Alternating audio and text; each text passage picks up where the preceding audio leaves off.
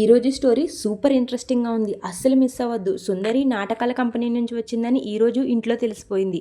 ఇక ఏం జరగబోతుంది? సుందరిని ఇంట్లోంచి బయటికి గెంటేస్తారా, లేకపోతే సుందరిని తీసుకొచ్చింది దమయంతి అన్న విషయం ఈరోజు తెలిసిపోతుందా? అసలు ఈరోజు స్టోరీలో ఏం జరిగిందో తెలుసుకోవాలనుకుంటే మన ఛానల్ని సబ్స్క్రైబ్ చేసుకుని బెల్ ఐకాన్ని ఆల్లో పెట్టుకోండి. వీడియోలోకి వెళ్ళే కంటే ముందుగా ఈ వీడియోకి ఒక లైక్ చేయండి. ఇక ఆ స్టోరీలోకి వెళ్ళిపోదాం, వచ్చేయండి. మన సుందరి అయితే ఫుల్గా భోజనం చేసి పడుకుందాం అనుకుంటుంది. సరిగ్గా పడుకుందాం అనే టైంకి అక్కడికి రామచంద్ర ఎంట్రీ ఇస్తాడు. ఇక రామచంద్ర ఎంట్రీతో మన సుందరి బల్బ్ అయితే ఆఫ్ అయిపోతుంది. పాపం కనీసం ఈయన సరిగ్గా పడుకోనివ్వడం లేదు కూడా అని తిట్టుకుంటూ ఉంటుంది. కానీ పాపం చేసేదేమీ లేక మన రామచంద్రని అయితే లోపలికి పిలుస్తుంది. ఇక తర్వాత మన రామచంద్ర వచ్చిన తర్వాత మళ్ళీ ఫ్లాష్ బ్యాక్ అయితే మొదలు పెట్టేస్తాడండి. నేను చిన్నప్పుడు చిట్టిని ఎలా నిద్రపుచ్చేవాడినో తెలుసా అని ఒక గ్రామ్ ఫోన్ తీసుకొచ్చి ఆ గ్రామ్ ఫోన్లో ఓల్డ్ సాంగ్ ఏదో పెట్టి మన సుందరిని అయితే చాలా ఇరిటేట్ చేసేస్తాడు. పాపం మన సుందరి కక్కలేక మింగలేక ఇక ఆ సాంగ్స్ వింటూ వాటికి క్లాప్స్ కొడుతూ కూర్చుంటుంది. పాపం మన సుందరి అయితే ఎరెక్కపోయి వచ్చి ఇరుక్కుపోతుంది. ఆ పాటల్ని వింటూ మన రామచంద్ర అయితే కళ్ళు మూసుకుని గాల్లో తేలిపోతూ ఉంటాడు. ఇక మన సుందరి ఇదే అదునుగా తీసుకుని ఆ గ్రామ్ ఫోన్కి ఒక్కటిస్తుంది. దెబ్బతో ఆ గ్రామ్ ఫోన్ పనిచేయడం మానేస్తుంది. ఇక్కడే రామచంద్ర అయితే సుందరికి ట్విస్ట్ ఇస్తాడు. సరేలేమ్మా, గ్రామ్ ఫోన్ అయితే పాడైపోయింది, నేనున్నాను కదా, నేను పాడతాను అని చెప్తాడు. దానికి మన సుందరికి ఇంకా ఫ్యూజులు అయితే ఎగిరిపోతాయని చెప్పాలి. దానికి వద్దు నాన్న, భోజనం చేసిన తర్వాత పాటలు పాడితే వాంతులు అవుతాయి అంటుంది. అప్పుడు మన రామచంద్ర అమాయకంగా అడుగుతాడు, పాడిన వాళ్ళకా విన్న వాళ్ళకా అమ్మ అని. దానికి సుందరి చాలా తెలివిగా, పాడిన వాళ్ళకే నాన్న, ఇప్పుడే కదా భోంచేసావు, అందుకని పాట వెంటనే పాడితే నీకు వామిటింగ్స్ అవుతాయి, వద్దులే నాన్న అని కవర్ చేస్తుంది. తర్వాత ఎలా అయితేనే చాలా కష్టపడి మన సుందరి అయితే రామచంద్రని గదిలో నుంచి బయటకు పంపించేస్తుంది. నాకు నిద్ర వచ్చేస్తుంది అని చెప్తుంది. ఇక మన రామచంద్ర అయితే మొహం చిన్నబుచ్చుకుని ఇంకా అక్కడి నుంచి బయలుదేరుతాడు. మరొక పక్కన అక్కడ రామచంద్ర ఏ సాంగ్ అయితే ప్లే చేసి కూతురికి వినిపించాడో సేమ్ అదే సాంగ్ పాడుతూ మన హీరోయిన్ రాధ అయితే కిచెన్ చక్కబడుతూ ఉంటుంది. తర్వాత రాధ పాట పాడుతుంటే మన రామచంద్రే చూస్తాడు. ఇక ఆ పాటలు లీనమైపోయి మన రామచంద్రే రాధ దగ్గరికి వెళ్తాడు. తర్వాత రామచంద్రయ్య మన హీరోయిన్తో ఇలా అంటాడు, నువ్వు ఈ పాట చాలా బాగా పాడుతున్నావు, ఈ పాట అంటే నాకు చాలా ఇష్టం అని చెప్తాడు. దానికి మన హీరోయిన్ కూడా చెప్తుంది, నాకు కూడా ఈ పాట అంటే చాలా ఇష్టం గురూజీ, ఎక్కడైనా ఒక్కసారి ఈ పాట వినిపిస్తే చాలు, ఇక రోజంతా ఆ సాంగ్నే నేను హమ్ చేసుకుంటూ ఉంటాను, ఇప్పుడే ఆ గదిలో నుంచి ఈ సాంగ్ విన్నాను, అందుకని ఇలా పాడేస్తున్నాను అని చెప్తుంది. దానికి మన రామచంద్రయ్య అయితే చాలా సంతోషపడతాడు. తర్వాత రాధ రామచంద్రయ్యని ఒక విషయం అడుగుతుంది, ఇన్ని రోజులు మీరు చిట్టి రాలేదని చాలా బాధపడ్డారు కదా గురూజీ, ఇప్పుడు చిట్టి వచ్చింది, మీరు సంతోషంగానే ఉన్నారు కదా అని అడుగుతుంది.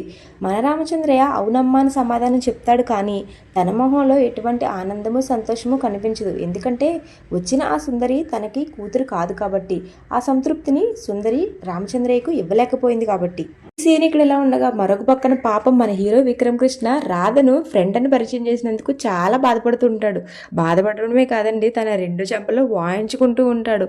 అసలు నేను ఎలా చెప్పాను రాధని ఫ్రెండ్ అని, డైనింగ్ టేబుల్ సీన్ ఒక్క సీన్లో మేనేజ్ చేయడానికి నా తాతలు దిగి వచ్చారు, ఇక ఈ ఇంట్లో రాధని నా ఫ్రెండ్గా నేను ఎలా మేనేజ్ చేయాలి అని తన రెండు చెంపలో వాయించుకుంటూ ఉంటాడు. సరిగ్గా అదే సమయానికి తనను వచ్చి ఆపుతాడు మన రామలింగం. రామలింగం కూడా మన హీరో గారిని తిడతాడు, ఎందుకు ఇలా చేసావురా అని. దానికి వేరే దిక్కు లేక ఇలా చేశాను రా, దానికి తెలిస్తే బాధపడుతుంది కదా చిట్టి, అందుకనే ఇలా చేశానని చెప్తాడు. సలహా చెప్పు నువ్వు నాకు ఒక సలహా అని రామలింగంని అడుగుతాడు మన హీరో గారు. ఇక్కడ ఒక సలహా చెప్పమని మన రామలింగం అయితే చాలా బ్రతిమలాడతాడు మన హీరో గారు. ఇక రామలింగం బాగా ఆలోచించి ఒక ఐడియా చెప్తాడు, నువ్వు ఒక పని చెయ్యి, రాధని భార్య అని, మీరిద్దరు పెళ్లి చేసుకున్నారని చెప్పేసేయని చెప్తాడు. ఇక ఆ సలహా విని మన విక్రమ్ కృష్ణ అయితే ఆశ్చర్యపోయి మన రామలింగంకి 2 ఇస్తాడు. కానీ నువ్వు చెప్పిన సలహా కూడా మంచిదే, కానీ దానికి ఇంకా టైం ఉంది అని చెప్తాడు. చిట్టి నా కోసం 1,00,00,000 ఆశలతో 3,00,00,000 దోశలతో వచ్చింది అని చెప్తాడు.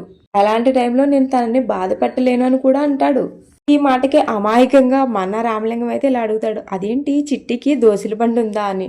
దానికి మన హీరో విక్రమ్ గారు ఏదో ఒకటి చెప్పి కవర్ చేస్తాడులేండి. ఇక తర్వాత వీళ్ళిద్దరి మధ్యలో కాస్త సంభాషణ అయితే జరుగుతుంది. ఆ సంభాషణ మీరు ఈవినింగ్ సీరియల్లో చూసుకోండి, ఎందుకంటే మన ఛానల్లో ఈ వీడియో లెంత్ బాగా ఎక్కువైపోతుంది కాబట్టి.